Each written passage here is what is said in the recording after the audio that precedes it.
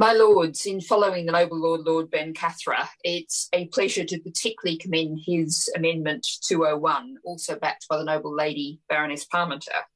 Although my perspective on it is a little bit different. I think this is potentially one of the most important amendments that have been put down in terms of if we're going to see biodiversity net gain actually survive and thrive, then particularly the last paragraph of the lines being left out here, which says paragraph 13 does not apply in relation to development of such other description as the Secretary of State may by regulation specify. What that means is it's a get-out clause for the government.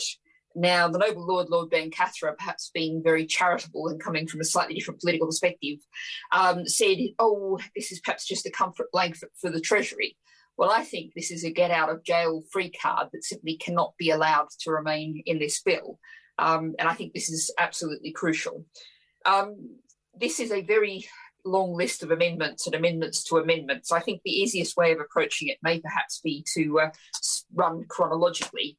And to begin by saying that I'm happy to commend all of the amendments in this group, including the government amendments. And I would agree with the noble Lord Ben Cathra that the noble Lord, the Minister, can be proud of the additions that are here.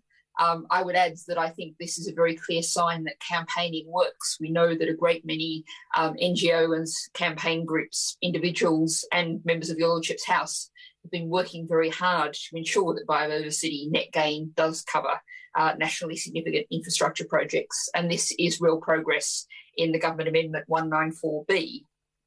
However, the number of amendments tabled to that shows how much that still needs to be strengthened.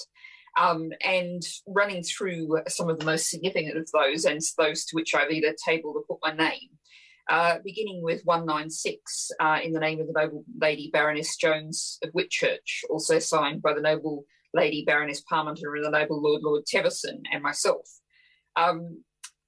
Obviously, maintained for at least 30 years is grossly inadequate in the kind of circumstances that we're talking about.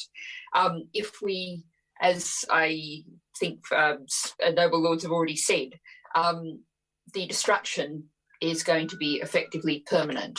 The replacement, if we're seeing replacement structures put in, replacement natural conditions put in, they do have to continue indefinitely. 30 years in terms of nature is literally a blink of an eye.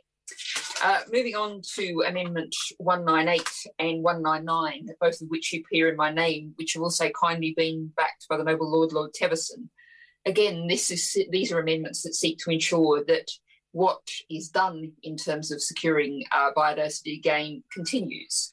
And so 198 refers to proof that sufficient funds have been allocated to implement the plan in full, including contingencies.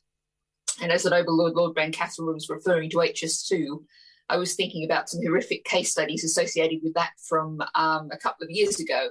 And we saw trees, little saplings, that had been planted as part of HS2 offsetting plans in a very dry, hot year. They were just left to die because it was cheaper to do that and replant them than to water them. Now, that really is a demonstration of the way in which externalised costs and the need to actually ensure that biodiversity is allowed to establish and thrive has to be built into the bill. Ensuring the money's there isn't going to guarantee that totally, but at least it's a start. And then when we move to 199, this is sort of a strengthening of the sufficient funds argument.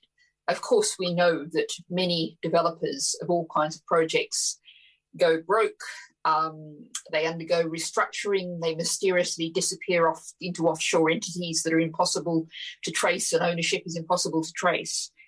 We need to ensure that the funding for any biodiversity net gain is actually fully provided. Moving forward through this very long list, just very briefly, to come to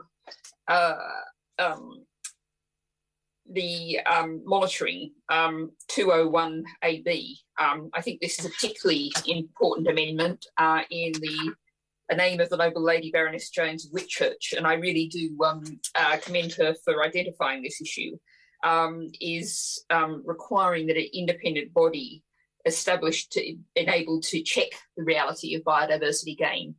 Reading this, I was thinking about the practical reality, the huge issue we have with building standards, and the fact that we know that most of the buildings being constructed in the UK now do not meet even our inadequate standards, the standards to which they're supposed to be built, when they're actually put to the test. And that's under very often a self-certification scheme.